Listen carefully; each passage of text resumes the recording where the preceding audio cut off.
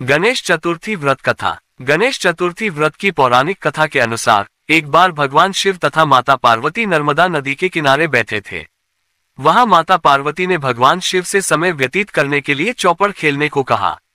शिव चौपड़ खेलने के लिए तैयार हो गए, परंतु इस खेल में हार जीत का फैसला कौन करेगा, ये प्रश्न उनके समक्ष उठा तो भगवान शिव ने कुछ तिनके एकत्रित कर उसका एक पुतला बनाकर उसकी प्राण प्रतिष्ठा कर दी और पुतले से कहा, बेटा, हम चौपड़ खेलना चाहते हैं, परंतु हमारी हार जीत का फैसला करने वाला कोई नहीं है, इसीलिए तुम बताना कि हम दोनों में से कौन हारा और कौन जीता। उसके बाद भगवान शिव और माता पार्वती का चौपड़ खेल शुरू हो गया।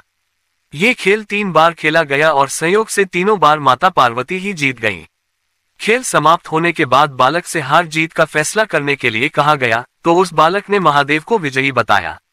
ये सुनकर माता पार्वती क्रोधित हो गई और क्रोध में उन्होंने बालक को लंगड़ा होने, कीचड़ में पड़े रहने का श्राप दे दिया। बालक ने माता पार्वती से माफी मांगी और कहा कि यह मुझसे अज्ञानतावश ऐसा हुआ है, मैंने किसी द्वेष भाव में ऐसा नहीं किया।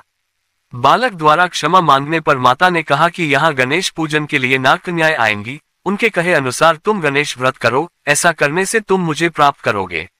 ये कहकर माता पार्वती शिव के साथ कैलाश पर्वत पर चली गईं।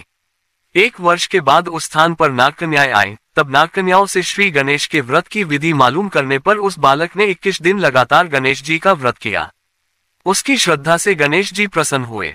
उन्होंने बालक को मनोवांछित फल मांगने के लिए कहा।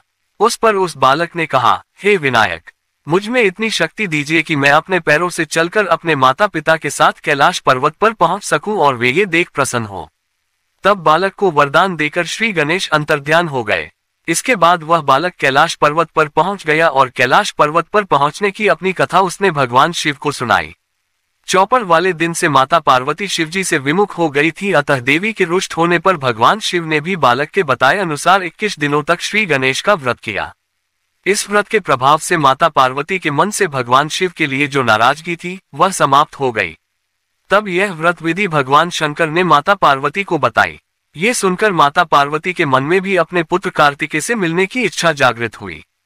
तब माता पार्वती ने भी 21 दिन तक श्री गणेश का व्रत किया तथा दूर्वा, फूल और लड्डुओं से गणेश जी का पूजन अर्चन किया। व्रत के 21वें दिन कार्तिकेय स्वयं माता पार्वती जी से आ मिले। उस दिन से श्री गणेश चतुर्थी का ये व्रत समस्त मनोकामनाओं की पूर्ति करने वाला व्रत माना जाता है। इस व्रत को करने से मनुष्य के सारे कष्ट दूर होकर मनुष्य को समस्त सुख सुविधाएं प्राप्त होती हैं।